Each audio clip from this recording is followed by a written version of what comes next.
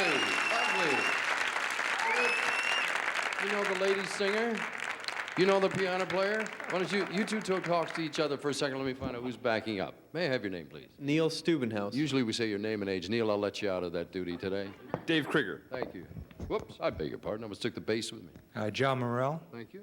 Paul Jackson Jr. Nice to have you gentlemen with us. Let me scoot right in the back here. You know, you guys work in a business where without them, you're all dead. But very often they just stand back there and smile. Sometimes they yawn a little bit, scratch in the wrong places. You're very nice about that, Dick. You've always been No, I think of all the cooperative ventures in the world, aside maybe from television, because they can't work without anybody alone here. It's nice to recognize them.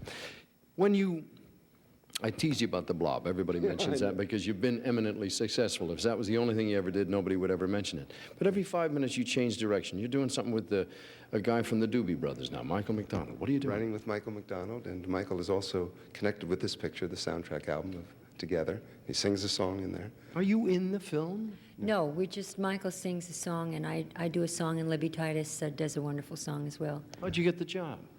The piano player. You're the piano player? We've only worked together once before, and we made a record together called What was the name of that? What Yes. the World Needs Now Is Love, so... Did you ever figure out how many million records that sold?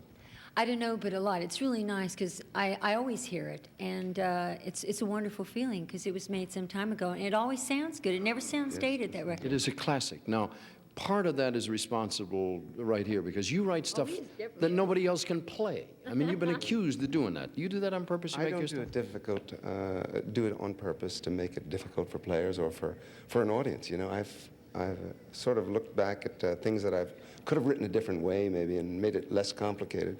But I have no regrets. I mean, that was the way it was supposed to be at the time. A song like Promises could never be danced on your show. Well, I mean, most of the Bacharach songs didn't have a good beat and I couldn't dance to it. What happened? All of a sudden we turned the lights on. It's time to go home, folks. What happened here? The work lights. That happens here on occasion. Do you ever worry about topping yourself?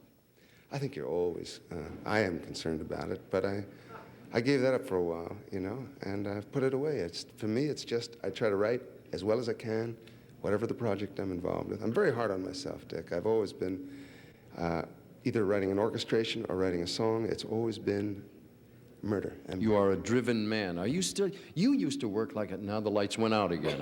Whatever. Was it like you worked in this studio many moons ago? I sure did. Not often enough. I don't see you often enough. I know The show is fantastic, and I'm glad I'm back here. You're not going to quit now that you had the baby. No, but I had to, I had to stop for a little while, but hopefully, we'll do something else together. You bet we will. Speaking of that, would you do it now? You got it.